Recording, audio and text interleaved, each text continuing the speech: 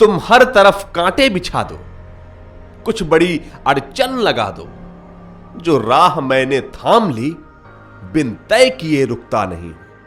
सपनों की जब बात हो, मैं किसी की सुनता नहीं हूं, मैं किसी की सुनता नहीं।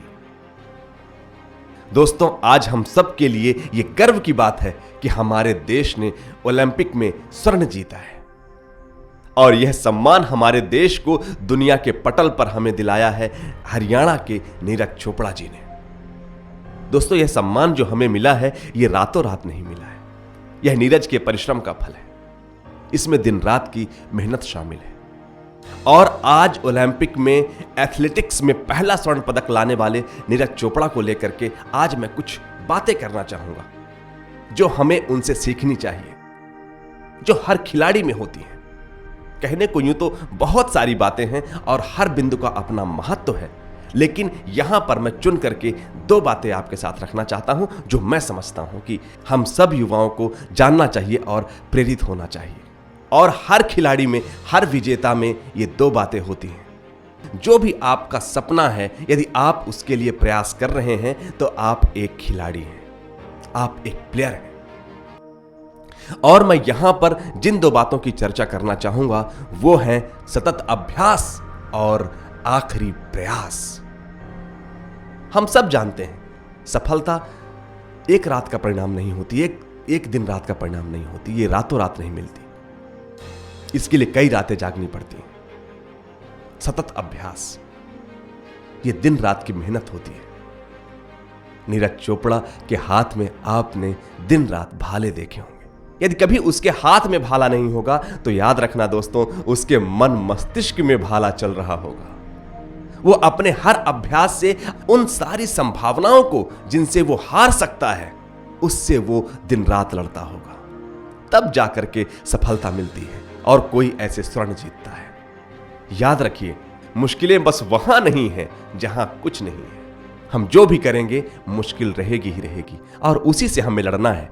तो हमारे देश के गौरव नीरज चोपड़ा के लिए तो ताली बजनी चाहिए और उनसे यह सीख लेना चाहिए कि हम भी देश के लिए कर सकते हैं। हर युवा देश के लिए कुछ ना कुछ कर सकता है, बस उसमें नीरज चोपड़ा जैसा डेडिकेशन हो, नीरज चोपड़ा जैसा अभ्यास हो। जिसने शिखर जीता छुआ तुम कदम उसके मापना, जो वृक्ष फल लादे खड़ा है उसकी जड़ों को आंकना।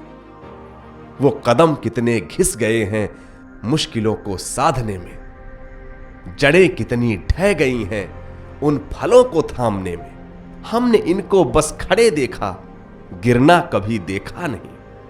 तब तक सफलता नहीं सच्ची जब तक हार मिल जाती नहीं, जब हार मिल जाती नहीं। अभ्यास तो करना पड़ेगा, दिन रात अपने लक्ष्य के लिए जुटना पड़ेगा, खेलना पड़ेगा। और दूसरी बात जो मैंने कही वो है वो आखिरी प्रयास।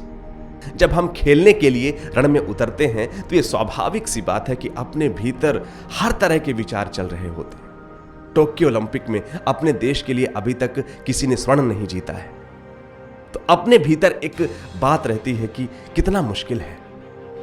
एक दबाव छोटा सा कहीं ना कहीं वो बन जाता है कि हम अपने देश के लिए स्वर्ण लाएं। देश उसकी तरफ उम्मीदों भरी निगाहों से देख रहा है, और फिर वहां पर अन्य प्रतियोगी। उस समय पर अपने आप को संभालना होता है। उस समय पर कई बार हमें आते हुए भी अच्छा प्रदर्शन यही सब सोच करके नहीं कर पाते, हमें इससे भी लड़ना होता है। और हम जब इससे ऊपर उठते हैं तब हम जीतते हैं, क्योंकि वहां पर आप क्या सोच रहे हैं इससे कोई फर्क नहीं पड़ता।